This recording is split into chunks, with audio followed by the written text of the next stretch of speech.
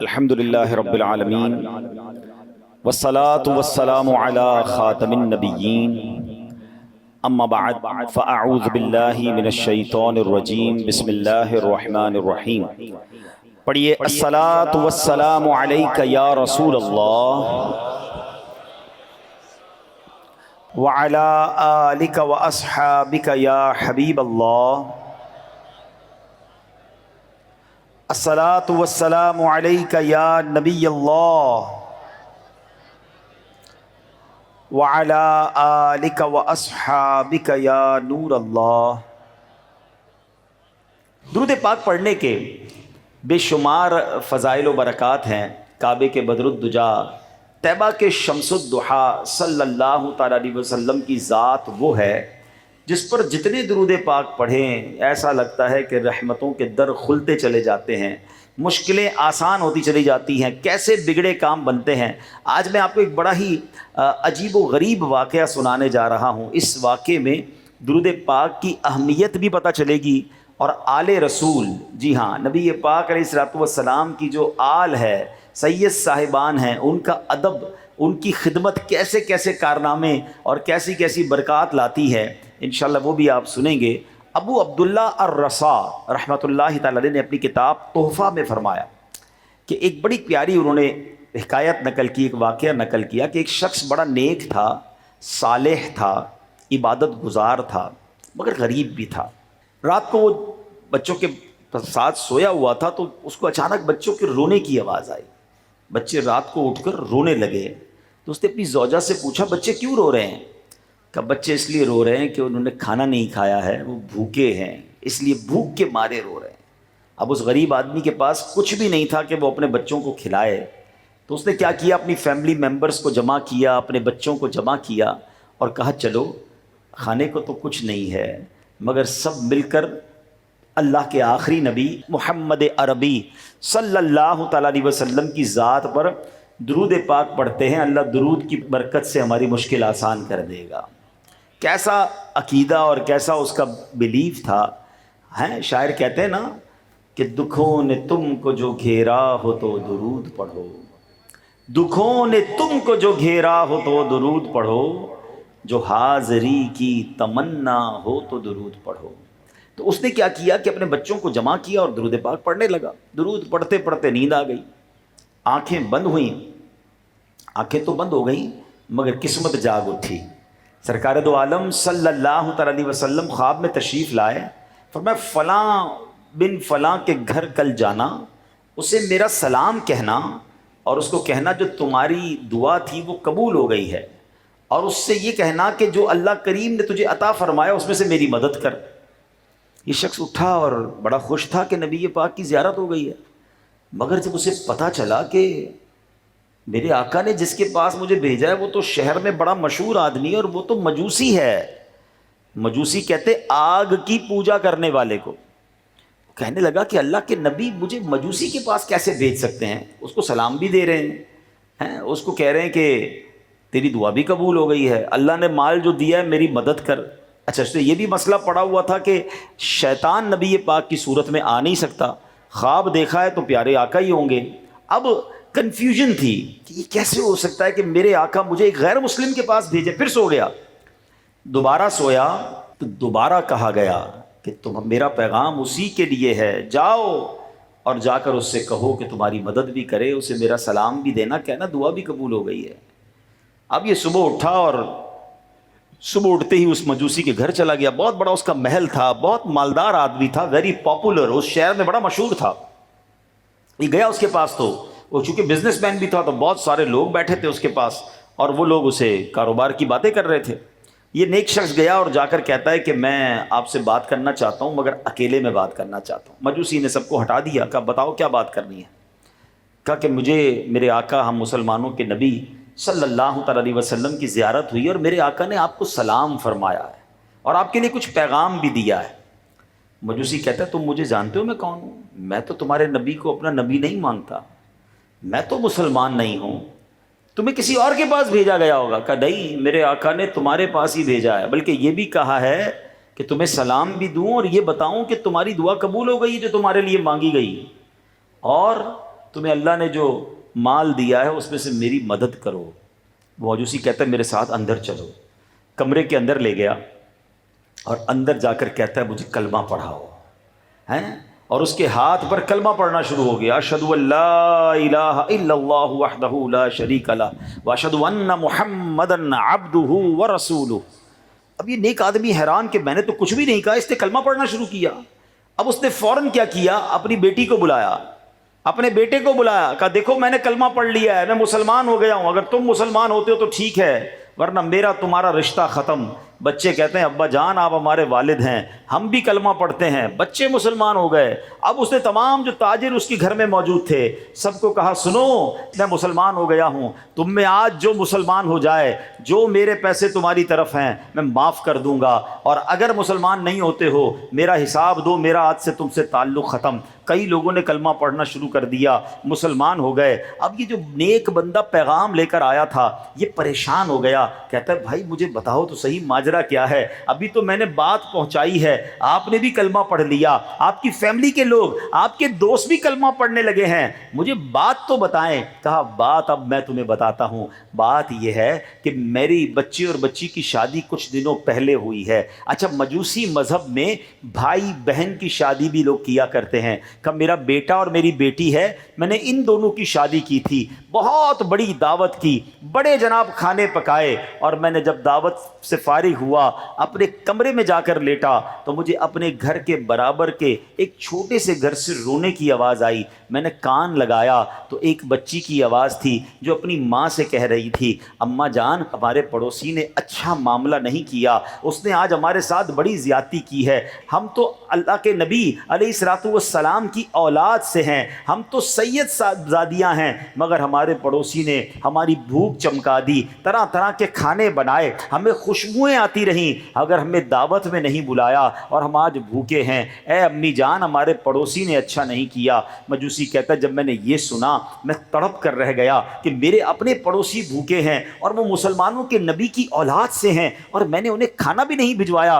بہرحال اس نے اسی وقت رات کو اٹھ کر کھانے پیک کروائے، سامان پیک کروایا، کچھ جوڑے بھی کچھ رقم بھی، اور فوراً جا کر ان کے دروازے پر رکھ کر آ گیا۔ اب پھر آ کر گھر میں کان لگاتا ہے کہ اب بچیوں کی باتیں سنوں، اب ان کے گھر کی کیفیت کیا ہے۔ دروازہ کھلا، کھانا اور تحفے اندر گئے، بچی بڑی خوش ہے، ماں سے کہتی امی جان دیکھو تو صحیح ہمارے پڑوسی نے کتنی ساری چیزیں بھجوائی ہیں، تو ماں کہتی بیٹا کھانا کھا لو، مگر وہ بیٹی رک جاتی ہے، کہتی اماں جان ہم کیسے کھانا کھائیں، یہ کھانا تو غیر مسلم کے گھر سے آیا ہے، یہ تو مسلمان نہیں ہے۔ سبحان اللہ۔ تو ماں کہتی بیٹا اب ایسا کرو، پڑوسی نے تو تحفہ بھیج دیا ہے، ہم اسے دعاؤں کا تحفہ دیتے ہیں۔ اب سید زادی نے ہاتھ اٹھائے اور دعا کرتی ہے کہ اے امی جان میں دعا کرتی ہوں آپ آمین کہیں کہ اللہ ہمارے پڑوسی کو ایمان کی دولت نصیب کر دے، اور ہم دعا کرتے ہیں کہ یا اللہ جس طرح اس نے آل رسول کی خدمت کی ہے قیامت کے دن نبی پاک کی اسے شفاعت نصیب کرنا۔ ماں بیٹی دعا کر رہی ہیں،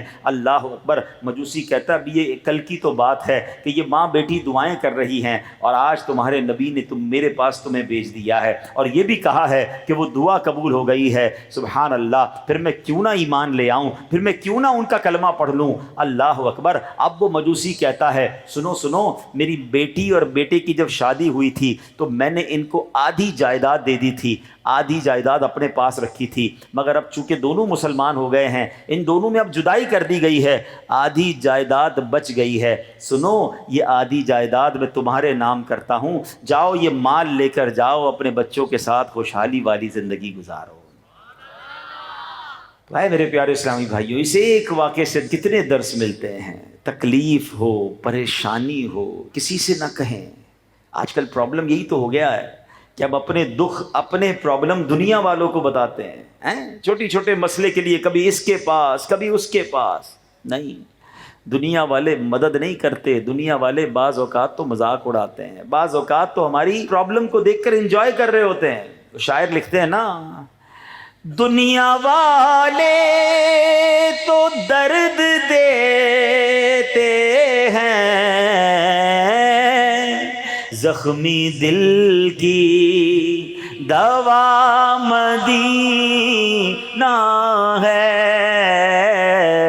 دنیا والوں کے آگے ہاتھ نہ پھیلائیں، دنیا والوں کو پرابلم نہ بتائیں، بتائیں تو اللہ کو بتائیں۔ اللہ نے اپنے حبیب علیہ الصلوۃ والسلام کو بڑا کریم بنایا ہے، نبی پاک اپنے امتیوں پر بڑے مہربان ہیں. ان کی بارگاہ میں عرض کرے نا، دنیا والوں کو نہ بتائیں. ایک اور شاعر کہتے ہیں نا، کسی کا احسان کیوں اٹھائیں، کسی کو حالات کیوں بتائیں. کیوں بتائیں کسی کو ہم پرابلم میں، کیوں بتائیں کسی کو تکلیف میں ہیں؟ کسی کا احسان کیوں اٹھائیں، کسی کو حالات کیوں بتائیں. آقا تمہیں سے مانگیں گے تم ہی دو گے، تمہارے در سے ہی لو لگی ہے. تو ہمیں سرکار دو عالم علیہ الصلوۃ والسلام کی بارگاہ میں خوب درود پاک پڑھنے چاہیے. درود پاک ویسے بھی پریشانیوں کو لے جاتا ہے. اس نیک آدمی نے کیا کیا؟ کھانے کو کچھ نہیں تھا، مگر کیا شاندار پلان کیا کہ بچوں کو بٹھایا اور سب نے دکھی دل کے ساتھ اپنے نبی کو یاد کرنا شروع کر دیا، درود پاک پڑھنا شروع کر دیے. اور آقا پھر کیسے کریم ہے، سبحان اللہ. فریاد امتی جو کرے حال زار میں، فریاد امتی جو کرے حال زار میں، ممکن نہیں کہ خیر بشر کو خبر نہ ہو، واللہ وہ سن لیں گے، فریاد کو پہنچیں گے. اتنا بھی تو ہو کوئی جو آہ کرے دل سے پکارے تو صحیح نا، پھر دیکھیں کیسے کرم ہوتا ہے. تو اے میرے پیارے اسلامی بھائیوں، اگر آپ کسی پرابلم میں ہیں، کسی پریشانی میں ہیں، خوب دعائیں کیجئے، خوب درود پاک پڑھیے، غیب سے کرم ہوگا. ایک بات تو یہ سیکھنے کو ملی. دوسری بات، اس بے ایمان مجوسی نے جو آگ کی پوجا کرتا تھا، اس نے کیا کیا؟ اس نے آل رسول کی تعظیم کی، اس نے سرکار کی آل کی خدمت کی. کیا مل گیا اس کو سب سے بڑی دولت مل گئی نا. پہلے دنیاوی مال تھا، ایمان نہیں تھا. آل رسول کی خدمت کا صدقہ یہ ملا کہ اللہ نے اسے ایمان والا بنا دیا. اور سبحان اللہ، دعا کیا ملی ہے کہ قیامت کے دن رسول پاک کی شفاعت بھی ملے گی. تو یہ بھی سیکھنے کو ملا کہ سبحان اللہ، سرکار علیہ الصلوۃ والسلام کی آل کی خدمت کیجیے. آج ہمارے اطراف میں بھی ہاں صحیح العقیدہ کوئی سنی سید ہے، اس کی خوب خدمت کیجیے. ہاں یہ نصیب والوں کو حصہ ملتا ہے. بلکہ میرے شیخ طریقت امیر اہل سنت تو اہل بیت سے، آل رسول سے اتنا پیار کرتے ہیں کہ آپ نے فرمایا کہ اپنی کمائی کا کچھ حصہ مختص کر دیں آل رسول کی خدمت کے لیے ہیں، اور پھر اس حصے سے سید خاندانوں کی، سید صاحبان کی خدمت کریں. ارے جس کے نانا کا صدقہ کھا رہے ہیں، اگر ان کی اولاد کی خدمت کر دیں گے تو انشاءاللہ بیڑا پار ہو جائے گا. سیدی اعلیٰ حضرت کہتے ہیں نا، سب مل کے پڑھیں گے، تیری نسل پاک میں ہے بچہ بچہ نور کا، تیری نسل پاک میں ہے بچہ بچہ نور کا، تو ہے عین نور تیرا سب گھرانہ نور کا.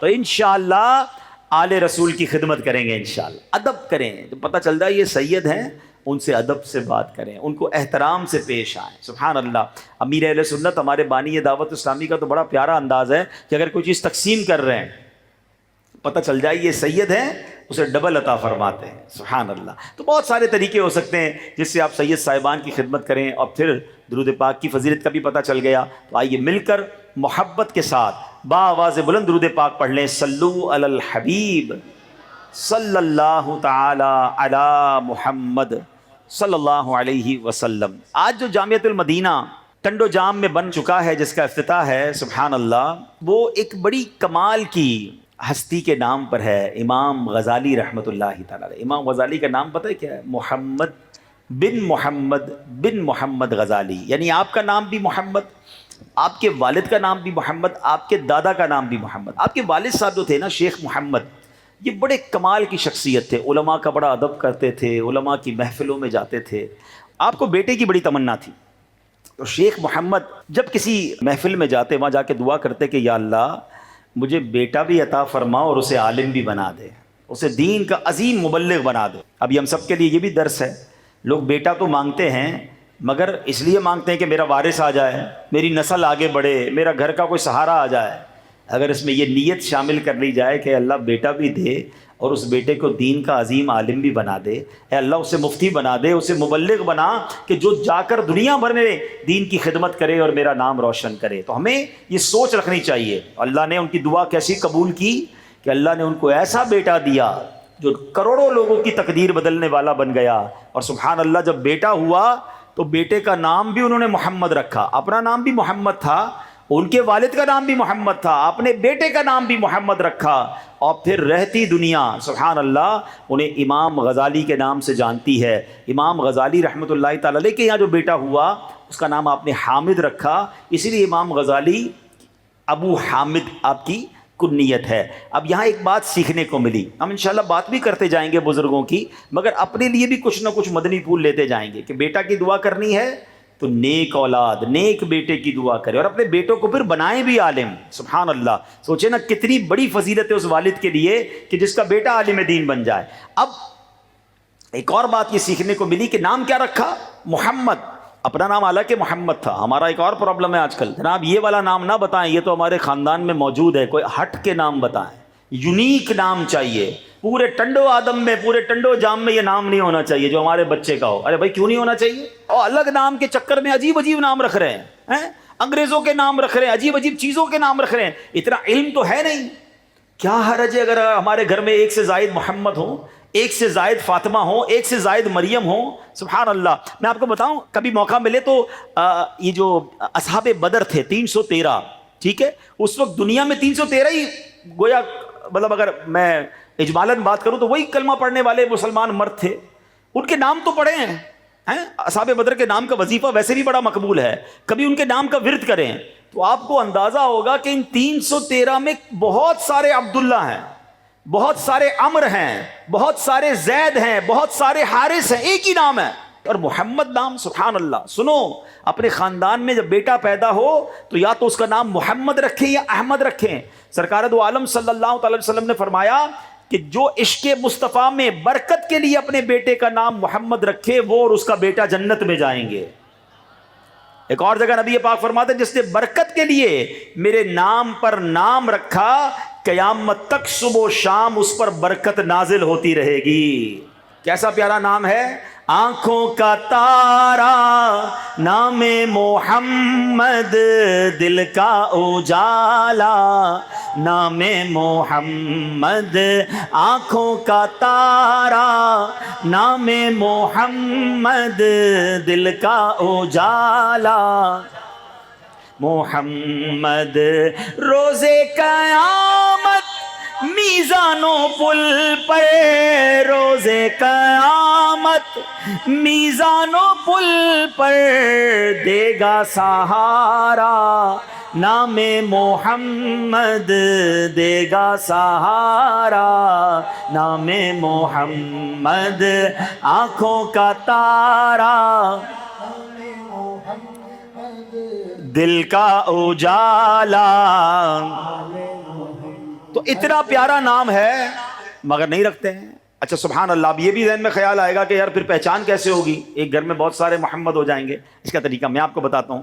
سیدی اعلیٰ حضرت امام اہل سنت کا بھی یہ انداز, اور میرے شیخ طریقت امیر اہل سنت بھی, جب بھی ان سے کوئی لڑکے کا نام پوچھتا ہے نا وہ نام رکھیں گے محمد, ٹھیک ہے. پھر پکارنے کے لیے رمضان رضا, زمزم رضا, بغداد رضا, کوئی بھی نام, اچھے صحابہ کے نام رکھ لیں, کوئی بھی نسبت والا نام رکھ لیں. تو اب اس سے کیا ہوگا, نام محمد ہو گیا, اب پکارنے کے لیے آپ کوئی بھی نام رکھیں. اچھا اس میں بھی سبحان اللہ نسبت کے لیے اعلیٰ حضرت جو بریلی کے تاجدار ہیں ان کی نسبت سے رضا بھی لگا دیں گے نام کے ساتھ, ہیں قربان رضا, بغداد رضا. تو اس سبحان اللہ یہ بڑوں کی بڑی باتیں ہوتی ہیں. تو کاش یہ بات سمجھ آ جائے کہ ہمارے گھر میں میرے آقا علیہ الصلوۃ والسلام کے نام مبارک سے برکتیں لے کر ہم بچوں کے نام رکھیں, صحابہ کی نسبت والے نام رکھیں, صحابیات کے نام رکھیں. انشاءاللہ بہت سارے نام ہیں, پھر برکت ہی برکت ہے. تو یہ بات بھی ہمیں سیکھنے کو ملی. اچھا امام غزالی بڑی کمال کی ہستی ہیں, مگر آپ کی زندگی میں ایک ٹرننگ پوائنٹ آیا تھا. 15 سال کی عمر تھی, آپ کہیں جا رہے تھے جرجان اور واپس تشریف لا رہے تھے پڑھائی وغیرہ کے معاملات میں, تو راستے میں ڈاکوؤں نے آپ کے قافلے کو لوٹ لیا. تو امام غزالی کے پاس نوٹس تھے. یہاں اسٹوڈنٹ بیٹھے ہیں تو وہ سمجھتے ہوں گے کہ جب پڑھتے ہیں یا سنتے ہیں لیکچر تو نوٹس لکھتے ہیں. ان کے بہت سارے نوٹس کی بک تھی. تو ڈاکوؤں نے جب بہت سارا سامان چھینا تو آپ کی نوٹس بک بھی لے لی. تو امام غزالی 15 سال کے تھے, آپ گئے ڈاکوؤں کے سردار کے پاس, کہتے ہیں بھائی سارے سامان سب رکھ لو, میری کتابیں دے دو, میرے اس میں نوٹس ہیں, میں بہت سارا میرا علم چلا جائے گا. تو ڈاکوؤں کے سردار نے بڑی عجیب بات کہی, کہ یہ کیسا علم ہے, کہ نوٹس بک چلی جائیں گی تو تمہارا علم بھی چلا جائے گا، تم نے اب تک سیکھا کیا ہے؟ اب یہ بات امام غزالی کے دل پر چوٹ لگ گئی کہ بات تو یہ صحیح کہہ رہا ہے تو ڈاکو، مگر بات تو صحیح کہہ رہا ہے کہ اگر میری نوٹ بک چلی جائے تو میرا علم بھی چلا جائے، تو میں نے پھر کیا سیکھا ہے؟ بس اب آپ کو بات سمجھ آ گئی. اب آپ نے جتنا بھی اس کے بعد علم سیکھا وہ سارا کا سارا زبانی یاد کر لیا، سارا حفظ کیا تاکہ کتاب نہ بھی بچے تو علم سینے میں محفوظ ہو جائے. تو سبحان اللہ، اس قدر عظیم ہستی ہیں اور علم کا ایسا سمندر، تصوف کے اتنے بڑے امام بنے کہ سبحان اللہ رہتی دنیا آپ کو امام تصوف کہتی ہے. کیسی عظیم کتاب ہے جس کو آج بھی پڑھیں تو عقل حیران ہو جاتی ہے، اور اس کتاب کا نام ہے احیاء العلوم. احیاء العلوم کی تعریف بڑے بڑے اولیاء کرام اپنے زمانے کے بڑے بڑے صوفیہ کرتے رہے. اور سبحان اللہ اس کتاب کی اہمیت کو ذرا امیر اہل سنت کے الفاظ کے ذریعے سمجھیے. شیخ طریقت امیر اہل سنت بانی دعوت اسلامی امام غزالی اور ان کی کتاب احیاء العلوم کے بارے میں کیا فرماتے ہیں؟ آپ فرماتے ہیں کہ الحمدللہ جہاں میرے آقا اعلیٰ حضرت امام اہل سنت مولانا الشاہ امام احمد رضا خان علیہ رحمت الرحمان کا عقائد و اعمال کی پختگی کے معاملے میں مجھ پر فیضان ہے، وہاں باطن کی اصلاح میں حجت الاسلام سیدنا امام محمد بن محمد غزالی کا مجھ پر بڑا احسان ہے. امام غزالی کی منہاج العابدین اور احیاء العلوم وغیرہ پڑھتے ہوئے بارہا ایسا محسوس ہوتا ہے گویا مجھے ہی کان پکڑ کر سمجھا رہے ہیں کہ بڑا نیک بنا پھرتا ہے، ذرا اپنے آپ کو تو دیکھ، تجھ میں تو یہ بھی خرابی ہے، تیرے اندر تو وہ بھی برائی ہے. نیز جب بھی پڑھو ایسا لگتا ہے کہ روح کو نئی نئی غذائیں مل رہی ہیں. ان کی کتب ایک آدھ بار پڑھ کر رکھ دینے والی نہیں، زندگی کے آخری سانس تک پڑھے جانے کے لائق ہے. سرکار اعلیٰ حضرت اور امام غزالی کی مبارک کتابیں اگر مطالعے میں نہ آتی تو شاید میں برباد ہو جاتا. خدا کی قسم حجت الاسلام امام بن محمد غزالی نے احیاء العلوم لکھ کر امت پر احسان عظیم فرمایا ہے. اب آگے فرماتے ہیں دعوت اسلامی کے تمام جامعات المدینہ اور مدارس المدینہ کے جملہ اساتذہ، ناظمین و ناظمات، طلبہ اور طالبات، سبھی مبلغین و مبلغات، تمام اسلامی بھائیوں اور اسلامی بہنوں کی نیز مدنی چینل کے ناظرین کی خدمات میں میری دست بستہ مدنی التجا ہے. یہ کون کہہ رہا ہے؟ وقت کے امام ہمارے امیر اہل سنت کہہ رہے ہیں کہ میری التجا ہے کہ احیاء العلوم کا مطالعہ نہ کیا ہو تو پہلی فرصت میں فرما لے. اللہ تعالیٰ ان کے مزار پر کروڑوں رحمتوں کی بارش نازل فرمائے اور ان کے فیوز و برکات سے ہمیں مالا مال فرمائے. امام غزالی کی ابھی بات ہو رہی تھی نا، آپ کا بھی ایک فرمان سنیے. آپ کہتے ہیں علم کامیابی کی بنیاد اور دین کا قطب ہے. سبحان اللہ، علم کے بغیر کامیابی نہیں ملتی. آپ کو پتہ ہے اس دنیا میں سب سے پہلے جس انسان کی تخلیق کی گئی حضرت آدم علیہ نبینا علیہ الصلوۃ والسلام. ٹھیک ہے، ہم آدمی کیوں کہلاتے ہیں؟ کہ حضرت آدم کی اولاد ہیں. اور آپ کو پتا ہے حضرت آدم کو اللہ نے کیسا علم دیا، آپ کو فرشتوں سے سجدہ کروایا گیا. ایک بڑی ڈیبیٹ ہے قرآن میں، بڑی تفصیل ہے کہ اللہ نے جو فرشتوں سے مکالمہ کیا، فرشتے کہنے لگے اے اللہ تو اس کو خلیفہ بنائے گا جو زمین پر جا کر اس کی جو اولاد ہے وہ قتل و غارت گری کرے گی. اللہ پاک نے فرمایا میں وہ جانتا ہوں جو تم نہیں جانتے. اور پھر رب نے کچھ اشیاء کے نام پوچھے کہ بتاؤ اس کے نام کیا ہیں. کچھ علوم کے سوالات ہوئے، فرشتے جواب نہ دے سکے. عرض کرتے مولا ہم تو وہی جانتے ہیں جو تو نے ہمیں بتایا ہے. اللہ نے پھر حضرت آدم کو علم عطا فرمایا. کتنا علم عطا فرمایا؟ قرآن کہتا ہے وَعَلَّمَ آدَمَ الْأَسْمَاءَ كُلَّهَا، اور اللہ تعالیٰ نے آدم کو تمام اشیاء کے نام سکھا دیے. کیسا علم تھا؟ اللہ اکبر. ذرا سنیے گا، ایمان تازہ ہو جائے گا کہ علم کتنا تھا. حضرت آدم علیہ الصلوۃ والسلام کا علم شہرائے آفاق تفسیر قرآن روح البیان میں موجود ہے، جو مفسر قرآن شیخ اسماعیل حقی رحمۃ اللہ تعالیٰ نے لکھا. اللہ تعالیٰ نے حضرت آدم علیہ السلام کو تمام چیزوں کے نام تمام زبانوں میں سکھا دیے، اور ان کو تمام ملائکہ کے نام، تمام اولاد آدم کے نام، تمام حیوانات، نباتات، جمادات کے نام، ساری دنیا کی بستیوں کے نام، پرندوں کے نام، تمام درختوں کے نام، آئندہ عالم میں وجود میں آنے والے سب کے نام، قیامت تک پیدا ہونے والے تمام جانداروں کے نام، تمام کھانے پینے کی چیزوں کے نام، جنت کی تمام نعمتوں کے نام، تمام چیزوں اور سامانوں کے نام، یہاں تک کہ پیالہ اور پیالی کے نام. اللہ اکبر. اور یہ کتنی زبانوں میں؟ حدیث پاک میں آتا ہے کہ اللہ نے حضرت آدم علیہ السلام کو 7 لاکھ زبانیں سکھائی تھیں. اللہ اکبر. ہیں یہ علم ہے کہ پھر حضرت آدم کو فرشتے سجدہ کر رہے ہیں. وہ فرشتے جو معصوم ہیں وہ انسان کو سجدہ کر رہے ہیں. اس کی ایک وجہ علماء نے لکھی کہ وہ علم تھا جو حضرت آدم علیہ السلام کو رب نے عطا فرمایا. علم سے آدمی بلند ہوتا ہے، علم سے اس کا مرتبہ بڑھتا ہے. اب ایک عشق والی بات بھی سن لو، حضرت آدم کو کتنا علم دیا. Each and everything in the universe, کائنات کی ہر چیز کا نام، تمام انسانوں کے، تمام جانوروں، تمام پرندوں، ہر درخت کا نام، اور جو نہیں آئے دنیا میں ان کا بھی نام، جنت کی تمام نعمتوں کے نام 7 لاکھ زبانوں میں سکھائے. اب سوال میرا یہ ہے، ذرا جھوم جاؤ کہ جب حضرت آدم کے علم کا عالم یہ ہے تو آدم کے بھی آقا جناب رسول اللہ، اللہ کے حبیب صلی اللہ تعالی وسلم کے علم کا عالم کیا ہوگا؟ ہیں میرے آقا تو سب سے افضل ہے نا، وہ تو سب کے آقا ہیں. جب حضرت آدم کے علم کا عالم یہ ہے تو مصطفیٰ کریم کے علم کا عالم کیا ہوگا؟ پھر کیوں نہ بریلی کے تاجدار کہیں سر عرش پر ہے تیری گزر، دل فرش پر ہے تیری نظر. سر عرش پر ہے تیری گزر، دل فرش پر ہے تیری نظر. ملکوت و ملک میں کوئی شے نہیں وہ جو تجھ میں عیاں نہیں. میں نثار تیرے کلام پر ملی یوں تو کس کو زبان نہیں. وہ سخن ہے جس میں سخن نہ ہو، وہ بیاں ہے جس کا بیاں نہیں. میرے آقا جب گفتگو کرتے تھے، بڑے بڑے عرب کے انٹلیکچوئلز، بڑے بڑے اس زمانے کے فصحاء بلغاء بیٹھتے تھے، مگر جب نبی پاک کلام فرماتے ان کا عالم کیا ہوتا؟ اعلیٰ حضرت لکھتے ہیں آقا تیرے آگے یوں ہیں دبے لچے فصحاء عرب کے بڑے بڑے، تیرے آگے یوں ہیں دبے لچے فصحاء عرب کے بڑے بڑے. کوئی جانے منہ میں زبان نہیں بلکہ جسم میں جان نہیں. کیسا علم تھا میرے آقا کا. لوگ کہتے علم غیب تھا کہ نہیں، نبی پاک کے پاس کتنا علم تھا. میں اور آپ ہوتے کون ہیں چیک کرنے والے؟ سیدی اعلیٰ حضرت نے پنجابی میں کہتے ہیں نا گلی مکا دی. مجھے ایک بات بتائیں، چلے آپ کو لاجیکلی ایک مسئلہ حل کر دیتا ہوں. آپ کی زندگی کا جو سب سے بڑا راز ہو، سب سے بڑا راز ہو، آپ اپنے کسی قریبی دوست کو بتا دیں. سب سے بڑا راز جو دنیا میں کسی کو نہ بتایا ہو، اور اپنے کسی بہت قریبی دوست رشتہ دار کو آپ بتا دیں. اب اس سے کوئی چھوٹی چھوٹی بات چھپائیں گے؟ جب سب سے بڑا راز بتا دیا تو اور کیا چھپانا ہے؟ اب تو سب تو بتا دیا. ایسا ہی ہے نا. مجھے بتائیں سب سے بڑا غیب کیا ہے؟ وہ کیا ہے؟ خود اللہ تعالیٰ ہے. کیونکہ رب کو تو کسی نے نہیں دیکھا نا.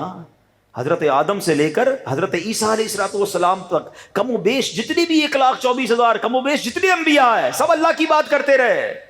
اپنی آنکھوں سے، سر کی آنکھوں سے رب کو کسی نے نہیں دیکھا تھا. سب سے بڑا غیب خود رب العالمین ہے. ایسا ٹھیک ہے؟ بات سمجھیے گا. اب جس رب نے اپنا آپ ہی اپنے حبیب کو دکھا دیا اپنا آپ ہی اپنے حبیب کو ظاہر کر دیا، اپنے حبیب کو معراج پر بلا کر اپنا دیدار کرا دیا، تو اب اور کون سا غیب باقی بچتا ہے جو رب اپنے حبیب کو نہ بتائے؟ ارے یہی بات بریلی کے تاجدار سمجھا رہے ہیں. اور کوئی غیب کیا تم سے نہا ہو بھلا. نہا کہتے چھپا جانا. یا رسول اللہ اور کون سا غیب آپ سے چھپایا جا سکتا ہے؟ اور کوئی غیب کیا تم سے نہا ہو بھلا، جب نہ خدا ہی چھپا تم پہ کروڑوں درود.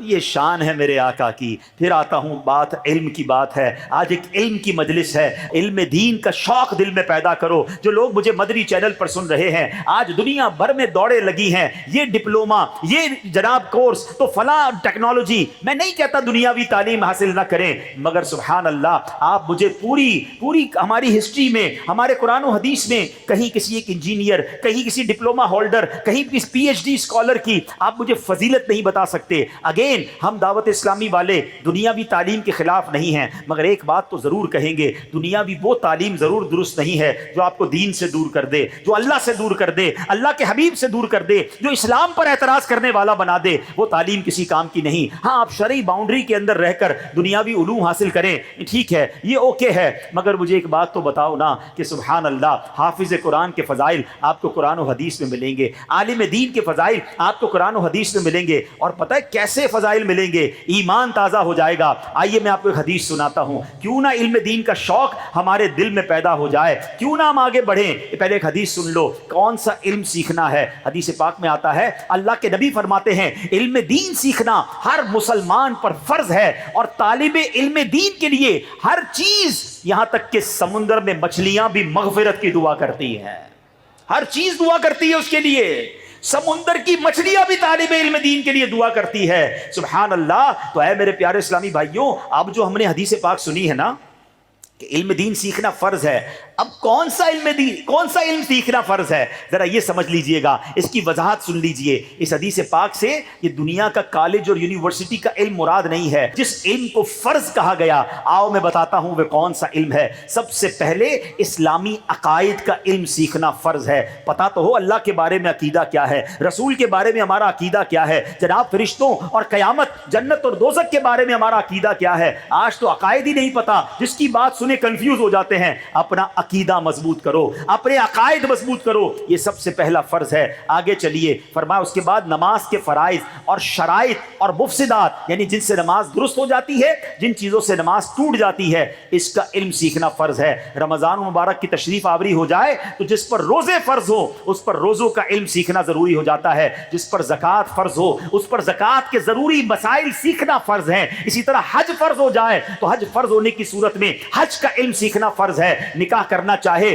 تو نکاح کا علم سیکھنا ضروری ہے. تاجر کے لیے تجارت کا علم سیکھنا ضروری ہے. خریدار اگر کوئی خریداری کرنے جاتا ہے, خریداری کے احکام سیکھنا ضروری ہے. نوکری کرنے والے کو نوکری کا علم ضروری ہے. نوکر رکھنا ہے, اجارے کا علم سیکھنا ضروری ہے. سبحان اللہ. تو پتہ یہ چلا ہر مسلمان عاقل و بالغ مرد و عورت پر اس کی موجودہ حالت کے مطابق مسئلے سیکھنا فرض عین ہے. اب ذرا غور کیجئے, آج موبائل بیٹھ کر گھنٹوں سوشل میڈیا پہ نکل جاتے ہیں, پتہ نہیں کیا کیا دماغ میں آ رہا ہے. وہ نالج آ رہی ہے جس کی ضرورت نہیں ہے, ان نون نالج دماغ میں گھس رہی ہے. ہمیں کیا پڑی برازیل میں آج کیا ہوا, آج امریکہ کے ریگستان میں کیا ہوا, ہمیں کوئی ضرورت نہیں ہے سیکھنے کی. لیکن چونکہ فیس بک کھول کے بیٹھے ہیں, سوشل میڈیا کھلا ہوا ہے, دنیا بھر کی خطرناک خبریں ہوں, اچھی خبریں ہوں, بری خبریں ہوں, خواہ خواہی ہمیں مل رہی ہیں جس کی ہمیں ضرورت نہیں ہے. مگر گھر میں بیعت ہو جائے, بیعت کو غسل دینا نہیں آتا, تجارت بچپن سے کر رہے ہیں, تجارت کے اصول نہیں سیکھے, مگر گھنٹوں چائے کے ہوٹل پر بیٹھ کر دنیا بھر کی بحث کر رہے ہوں گے. ایسا لگتا ہے ملک کا سارا نظام ہی ہم چلا رہے ہیں,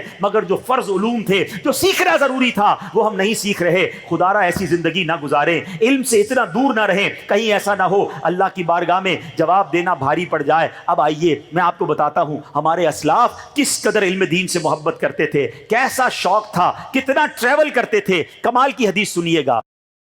حضرت کثیر بن قیس رحمت اللہ تعالی علیہ فرماتے ہیں, میں دمشق کی مسجد میں صحابی رسول حضرت ابو دردہ رضی اللہ عنہ کی خدمت میں حاضر تھا.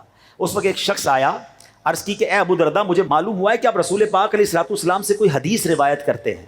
میں وہ حدیث سیکھنے کے لیے مدینہ منورہ سے آیا ہوں. تھوڑا ڈسٹنس سمجھیے گا, مدینے سے شام دمشق. کس لیے؟ ایک حدیث. حضرت ابو دردہ کو ایک حدیث کا علم تھا, وہ مدینے سے چلے دمشق پہنچ گئے. کہا سنا ایک حدیث آپ بیان کرتے, میں آپ سے وہ حدیث سننے آیا ہوں. تو حضرت ابو دردہ کہتے کیا تم تجارت کے لیے نہیں آئے؟ ہو سکتا ہے تم بزنس کے لیے آئے ہو, ضمناً مجھ سے حدیث سننے آ گئے. کہتے نہیں. کہ تجارت کے علاوہ پھر کوئی اور کام ہوگا تمہیں؟ کہتے نہیں, میں صرف حدیث رسول آپ سے سننے آیا ہوں, میرا کوئی اور مقصد نہیں ہے.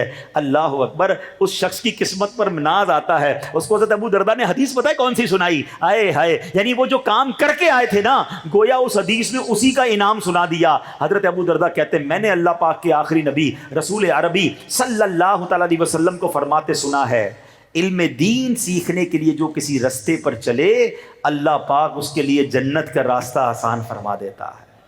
بے شک فرشتے طالب علم دین سے خوش ہو کر اس کے لیے اپنے پر بچھا دیتے ہیں. بے شک زمین و آسمان کی تمام مخلوق, یہاں تک کہ پانی میں مچھلیاں بھی طالب علم دین کے لیے دعائے مغفرت کرتی ہیں. بے شک عالم کی فضیلت عبادت گزار پر ایسی ہی ہے جیسی 14ویں رات کے چاند کی فضیلت ستاروں پر. بے شک علماء انبیاء کے وارث ہیں. بے شک انبیاء کرام ورثے میں درہم و دینار یعنی دولت نہیں چھوڑتے, انبیاء کرام تو ورثے میں صرف علم چھوڑتے ہیں. پس جس نے علم دین حاصل کیا اس نے بڑا حصہ حاصل کر لیا. کیسی حدیث ہے یار, ذرا غور تو کرو. فرشتے پر بچھاتے ہیں طالب علم دین کے لیے. علماء کو انبیاء کا وارث کہا گیا, مگر آج سب کچھ کرنا ہے, علم نہیں سیکھنا ہے. آپ کو اندازہ نہیں ہے, یہ پتہ ہے کون نہیں سیکھنے دیتا ہمیں؟ شیطان مردود جو ہے نا, یہ کبھی بھی نہیں چاہے گا آپ عالم بن جائیں. شیطان سے سب سے بہترین مقابلہ پتہ ہے کون کرتا ہے؟ یا دوسرے لفظوں میں شیطان پر سب سے زیادہ بھاری کون ہے؟ سب سے زیادہ شیطان پر بھاری عالم دین ہوتا ہے. اب اس کو اس طرح سمجھیے, ایک روایت آتی ہے کہ شیطان جو ہے وہ اپنے چیلے چپاٹے ہیں ان کا سمندر پر روزانہ شام ایک اجلاس کرتا ہے، تخت بچھتا ہے، ابلیس کا تخت لگتا ہے. تو اعلیٰ حضرت نے ملفوظات اعلیٰ حضرت میں لکھا کہ شیطان اپنے چیلوں کے ساتھ جمع تھا اور ہر چیلے نے کھڑے ہو کر کارکردگی دینا شروع کی کہ میں نے ایک فلاں کو شراب پلا دی، کوئی کہتا ہے میں نے چوری کروا دی، کوئی کہتا ہے میں نے معاذ اللہ بدکاری کروا دی، بڑے بڑے گناہ بتا رہے تھے. شیطان سنتا، وہ بیٹھ جاتا.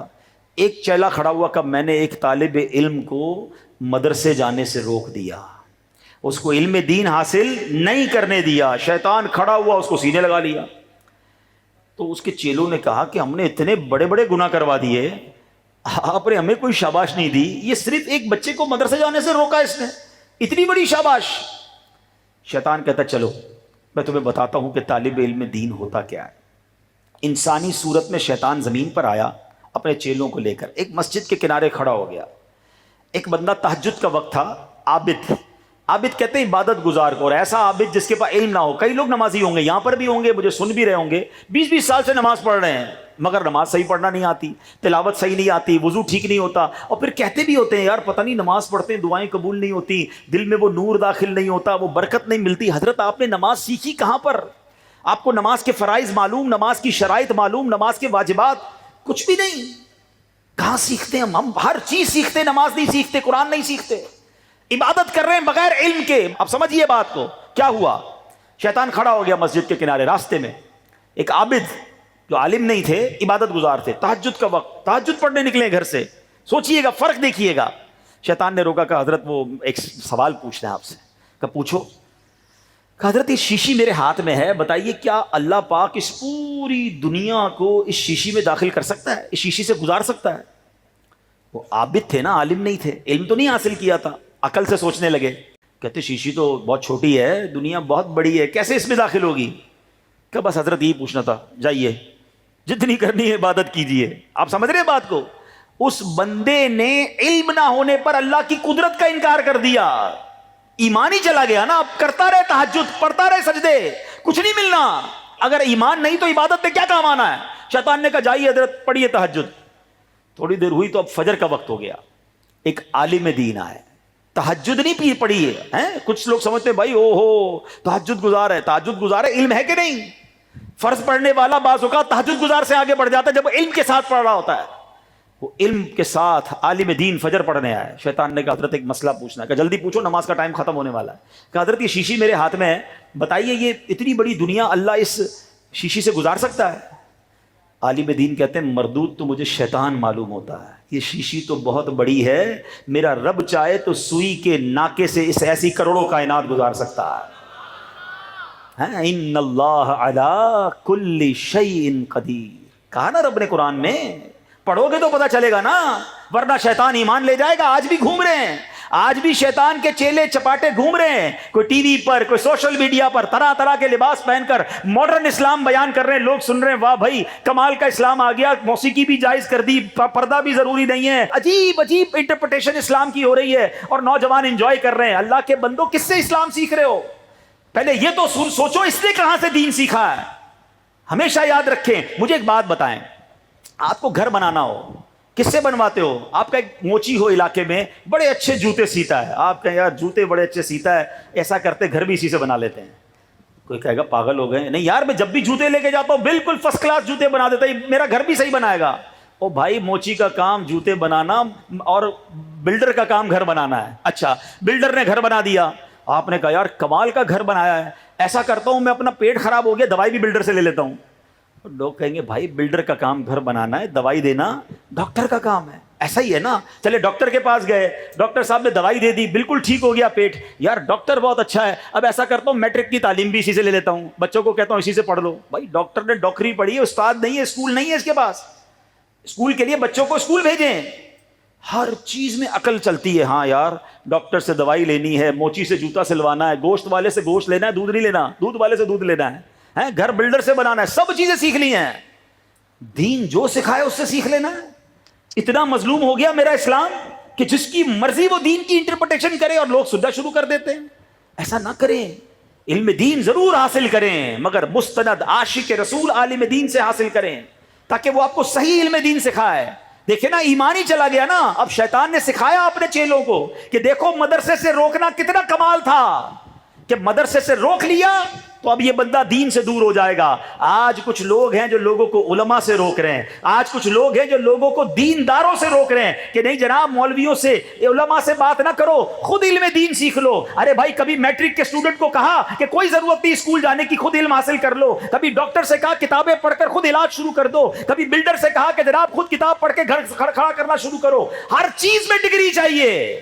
وہ سمجھ آتی ہے عالم دین کی ڈگری تمہیں کیوں چبھ رہی ہے. سمجھو اس بات کو, سونا جنگل رات اندھیری چھائی بدری کالی ہے. میرے اعلیٰ حضرت نے 100 سال پہلے کہا تھا, اور آج یہ بات ثابت ہو رہی ہے کہ کچھ لوگ ایمان کے ڈاکو بن کر پھر رہے ہیں. اور بھولا بھالا مسلمان چونکہ خود علم دین سے دور ہے, خود علماء سے دور ہے, اس لیے ان کے چنگل میں پھنس رہا ہے. اپنے آپ کو مربوط کرو علماء دین کے قدموں سے, ان کے دامن سے وابستہ ہو جاؤ, پھر کوئی ڈاکو تمہارا ایمان نہیں چھین سکے گا. اعلیٰ حضرت نے کیا کہا, سونا جنگل رات اندھیری چھائی بدلی کالی ہے, سونے والو جاگتے رہیو چوروں کی رکھوالی ہے. اعلیٰ حضرت کہتے ہیں آنکھ سے کاجل صاف چرا لیں, یہاں وہ چور بلا کے ہیں. آنکھ سے کاجل کیسے چوری ہو سکتا ہے, ایسا کیسا چور, کہا ایسا چور ہے پتہ بھی نہیں چلے گا, تمہارا ایمان چھین کے چلا جائے گا. تمہیں لگے گا دین کی بات کر رہا ہے, تمہیں لگے گا اللہ کی بات کر رہا ہے, تمہیں لگے گا حدیث تو سنا رہا ہے, تمہیں لگے گا رسول کی بات ہو رہی ہے. نہیں جناب, ارادہ کچھ اور ہے. پہلے تمہیں علماء سے توڑے گا, پہلے تمہیں اولیاء سے توڑے گا,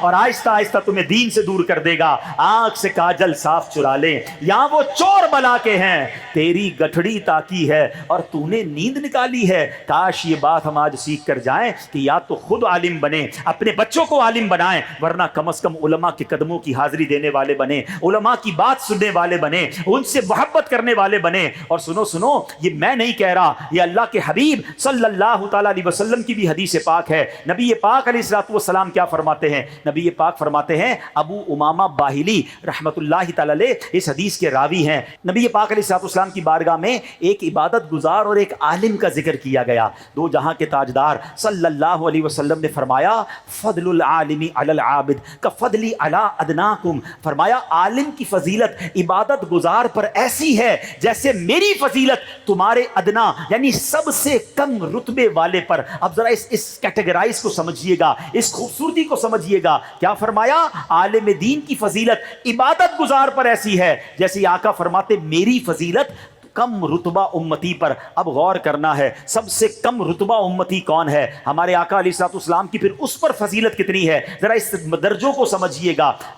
سب سے کم رتبہ امتی کون سا ہے؟ جس کے دل میں ایمان کا نور تو موجود ہو مگر اس کی زندگی گناہوں سے بھرپور ہو. یہ تو سب سے کم درجہ امتی ہو گیا. اس کے اوپر درجہ کس کا ہوگا؟ جو ایمان والا بھی ہوگا مگر نیک ہوگا, صالح ہوگا. اس کے اوپر درجہ شہید کا, اس کے اوپر متقی پرہیزگار کا درجہ, اس کے اوپر متقی پرہیزگار سے اوپر کا درجہ ولی کا درجہ, اس سے اوپر عام اولیاء سے اوپر اوتاد کا درجہ, اوتاد سے اوپر ابدال کا درجہ, ابدال سے اوپر کتب کا درجہ, کتب سے اوپر قطب الاقطاب کا درجہ, قطب الاقطاب سے اوپر غوث کا درجہ, غوث سے اوپر غوث اعظم کا درجہ. اسی طرح ولایت کے درجات ہیں. ان تمام درجات ولایت میں اس کے بعد سب سے اونچا درجہ صحابی کا درجہ ہوتا ہے.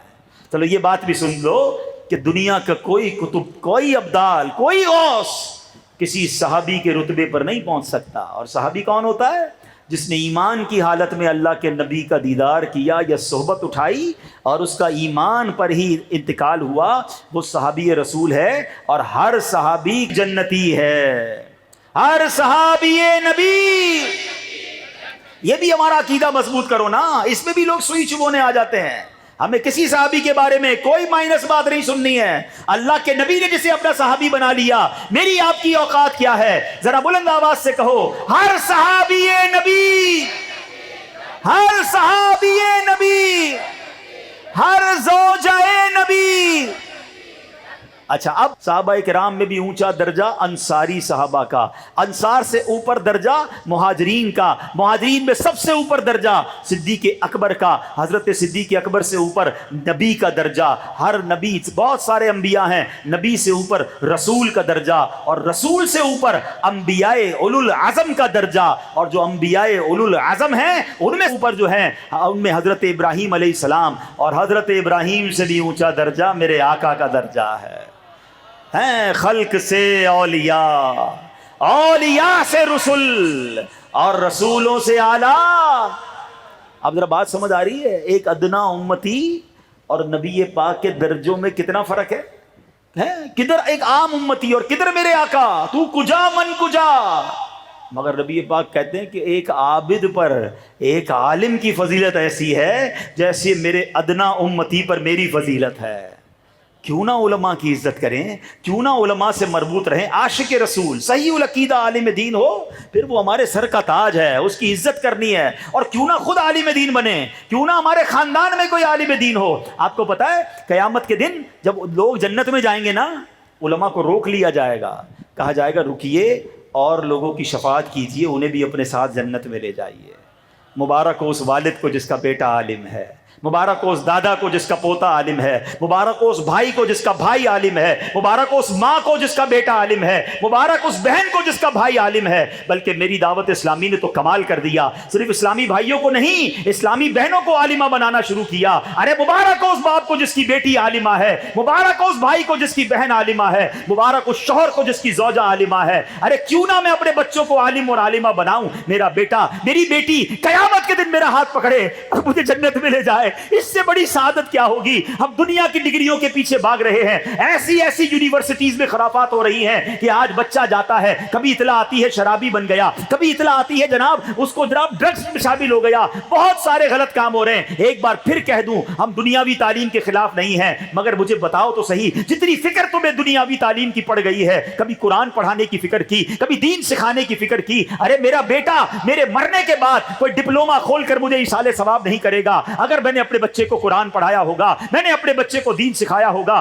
وہ قرآن پڑھ کر مجھے ایصال ثواب کرے گا۔ ارے میرے بیٹے کو جنازہ پڑھنا آئے گا تو میرا جنازہ پڑھائے گا۔ ایک والد کا حق ہے کہ اس کا بیٹا اسے جنازہ پڑھائے۔ سبحان اللہ، ہم نے یہ منظر اپنی آنکھوں سے دعوت اسلامی کے ماحول میں دیکھا ہے کہ سبحان اللہ، بیٹا عالم دین ہے، والد کا انتقال ہوتا ہے، بیٹا جنازہ پڑھاتا ہے۔ ارے اس باپ کے لیے اس سے بڑی خوش قسمتی کیا ہے کہ اس کا بیٹا اپنے والد کا جنازہ پڑھائے۔ بناؤ اپنے بچوں کو عالم، بناؤ اپنی بچیوں کو عالمہ، اور پھر دیکھو دنیا اور آخرت کی تمہیں کیسی برکتیں ملتی ہیں۔ یہ نہ گھبرانا کہ دنیا میں پیچھے رہ جائیں گے، ارے جو اللہ کو راضی کرتا ہے اللہ اسے راضی کر دیتا ہے۔ اور یہ روایتیں بھی ملتی ہیں کہ رب کریم کیسے اسے عطا فرماتا ہے۔ میں ان طلباء سے بھی بات کرنا چاہوں گا جو درس نظامی کرتے ہوئے ڈی مورلائز ہو جاتے ہیں، ان علماء سے بات کرنا چاہوں گا جو درس نظامی کرنے کے بعد بھی شیطان کے وسوسوں کا شکار ہوتے ہیں۔ میں آپ کو آپ کے نبی کی حدیث سنانے جا رہا ہوں۔ اللہ کے حبیب علیہ الصلوۃ والسلام فرماتے ہیں جو بندہ دین کی سمجھ بوجھ حاصل کرتا ہے، اللہ پاک اس کے غموں اور پریشانیوں کو کافی ہو جاتا ہے اور اسے ایسی جگہ سے رزق عطا فرماتا ہے جہاں اس کا گمان بھی نہیں ہوتا ہے۔